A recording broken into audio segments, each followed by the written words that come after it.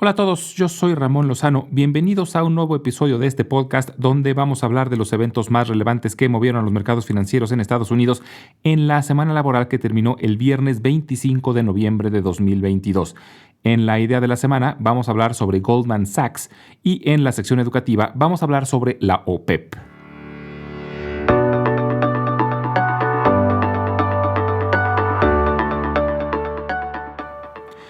Una semana corta y relativamente callada, pero constructiva, donde los tres índices terminaron en territorio positivo. El Dow Jones ganó el 1.8%, el Standard & Poor's 500 el 1.6% y el Nasdaq el 0.7%. De nuevo, se notó que las empresas grandes y consolidadas son las que están teniendo mejor desempeño, mientras que las tecnológicas y las empresas más pequeñas han sufrido más. El Dow Jones, que está compuesto únicamente por 30 empresas de las más grandes de Estados Unidos, ya se encuentra solo 4% abajo de su nivel al inicio de este año, mientras que el Standard & Poor's 500 está 15% abajo y el Nasdaq más de 27% abajo. La mayor parte de la información se concentró el día miércoles. Se reportó que las solicitudes de ayuda al desempleo subieron a su nivel más alto desde mediados de agosto. También se reportó que los consumidores en los Estados Unidos aumentaron su deuda en 8% en promedio, principalmente debido al aumento en el pago de los intereses de las hipotecas, que han subido mucho. Y muchos tienen hipotecas con tasas variables. También se reportó un incremento del 15% en promedio en el balance de las tarjetas de crédito. Pero lo más relevante fueron las minutas de la última reunión de la Fed, donde varios miembros se muestran convencidos de la necesidad de empezar a reducir la velocidad de los incrementos en las tasas de interés. Recordemos que la Fed lleva incrementando la tasa en 75 puntos base en 4 ocasiones de forma consecutiva, y este mes se espera un nuevo incremento, pero por ahora el consenso de los analistas es que será un incremento de 50 puntos base. El precio del petróleo sigue bajando. Esta semana cerró cerca de los $77 el barril, en parte debido al nerviosismo sobre una fuerte desaceleración en China, que sigue teniendo problemas con el COVID. Esta semana China reportó un número de contagios récord, lo que genera nerviosismo sobre nuevos cierres y restricciones que vuelven a afectar al comercio global y afecten aún más a la economía china. Aunque la próxima semana es probable que los precios del petróleo tengan mucha volatilidad debido a que el 4 de diciembre habrá una reunión de la OPEP y sus aliados, y el 5 de diciembre está programado que empiece un embargo parcial de la Unión Europea en contra del petróleo ruso, como represalia por la guerra contra Ucrania, aunque se sabe que Rusia ya está vendiendo su petróleo a otros países, principalmente a India, por lo que no se espera que el embargo sea muy efectivo. En temas microeconómicos siguen los despidos masivos en empresas relacionadas a la tecnología. Esta semana fueron Hewlett Packard, Amazon y Alphabet las que anunciaron despidos, y esto es interesante el efecto que tiene, porque el hecho de que se despidan empleados quiere decir que las cosas no van tan bien como se esperaba y tienen que reducir personal. Pero generalmente cuando se anuncian estos despidos, las acciones suelen subir de forma considerable, debido a que el despido de empleados es una forma de reducir costos, lo que mejora el resultado final, aunque sea de forma temporal. Esta semana, Hewlett Packard y Dell reportaron números y ambos reportaron mejor de lo esperado, o mejor dicho, mejor de lo temido, porque no fueron muy buenos números. Las ventas de Dell bajaron 13% y las de Hewlett Packard bajaron 17%. Esto debido a que durante la pandemia, por la necesidad que se creó por el trabajo desde casa, se vendieron una gran cantidad de computadoras y no es un producto que se tenga que cambiar cada año. Algo similar le sucedió a Best Buy, la cadena de tiendas de electrónicos que vio sus ventas subir de forma considerable durante la pandemia, pero este año ha sufrido con las ventas. Otra noticia relevante fue el despido sorpresivo del director general de Disney, Bob Chapek, quien llevaba apenas 2 años en el cargo, pero después del mal desempeño que se mostró en el último reporte, el consejo decidió removerlo. Y quien toma las riendas de la empresa será su predecesor, el anterior director general Bob Iger. Los inversionistas recibieron muy bien esta noticia, las acciones de Disney brincaron casi 10% cuando se dio a conocer. Bob Iger fue director general de Disney durante 15 años y fue el responsable de un periodo de mucha expansión en la empresa, donde destacan la compra de Pixar, Marvel y Lucasfilm, además de la apertura de un parque temático en Shanghai. Hay mucha expectativa sobre el nuevo periodo de Bob Iger en la dirección general, aunque se espera que sea corto, probablemente nombre a un sucesor en un periodo de 2 años. La próxima semana se reportará el índice del desempleo del mes de noviembre y sabremos el estatus del mercado laboral. En octubre el desempleo subió del 3.5 al 3.7% y se espera que en noviembre haya subido otro poco. Y durante la semana vale la pena monitorear los reportes trimestrales de Salesforce, CrowdStrike, Snowflake, Ulta y Kroger.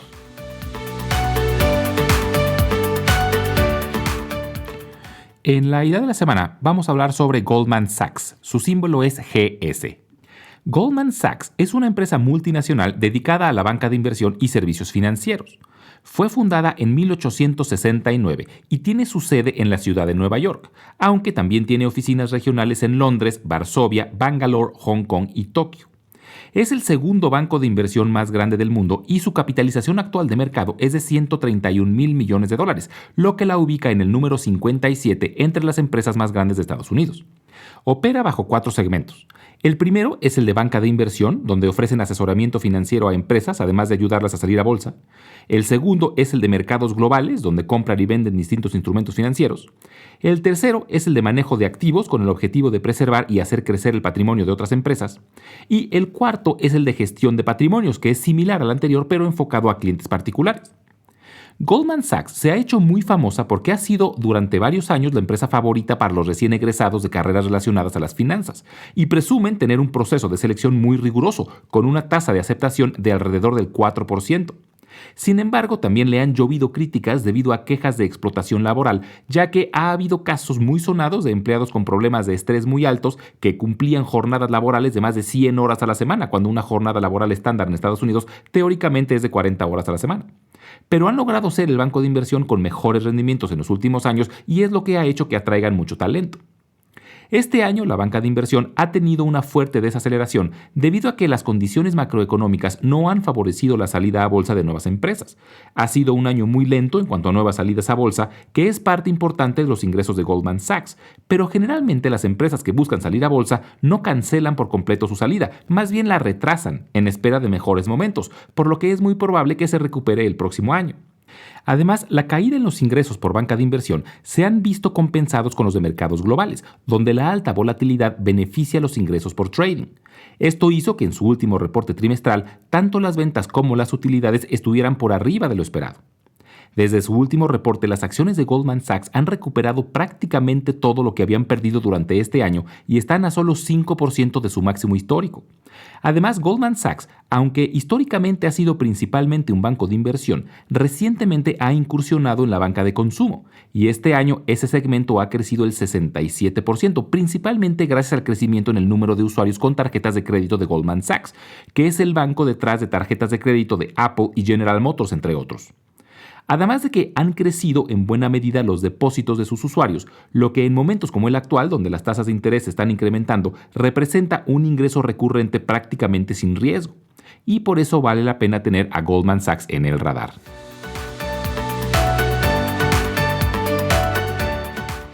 En la sección educativa del día de hoy, vamos a hablar sobre la OPEP.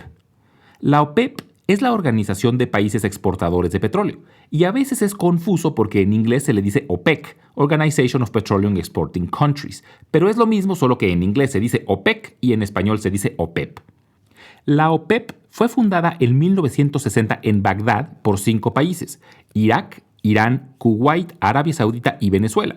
En ese entonces, esos 5 países representaban el 80% de las exportaciones petroleras a nivel mundial, siendo el más grande Arabia Saudita, lo que por su capacidad de producción es considerada la líder de la OPEP. Y curiosamente, desde 1965 tienen su sede en Austria, en la ciudad de Viena, aunque no hay ningún país europeo en la organización. Desde su fundación han entrado y salido miembros y actualmente la organización se forma por 13 países, 7 de África, 5 de Medio Oriente y Venezuela.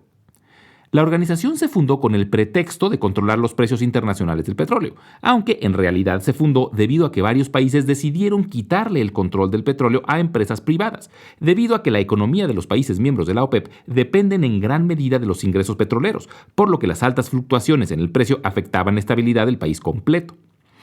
La OPEP funciona literalmente como un cártel, donde los países miembros se ponen de acuerdo sobre la cantidad de petróleo que suministrarán al mercado, con el objetivo de reducir la competencia entre ellos y sobre todo de controlar los precios. Esto es algo que está totalmente prohibido que hagan empresas privadas, pero como lo hacen países soberanos, no hay forma de controlarlo. Desde 2016, varios países que no son oficialmente miembros de la OPEP han participado en las iniciativas de la organización, y al grupo que forma la OPEP junto con estos países adicionales se le conoce como OPEP Plus, y entre los miembros que participan de esta forma están Rusia, México y Malasia. La influencia que tiene la OPEP sobre el mercado petrolero ha ido bajando en años recientes, principalmente debido a que Estados Unidos ha pasado de ser el mayor importador de petróleo del mundo a un exportador neto de petróleo.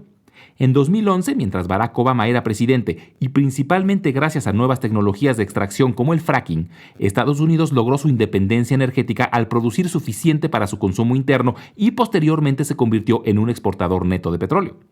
Esto hizo que la OPEP Plus ya solo represente cerca del 40% de la producción mundial, pero aún así sus decisiones afectan de forma directa el precio internacional del petróleo.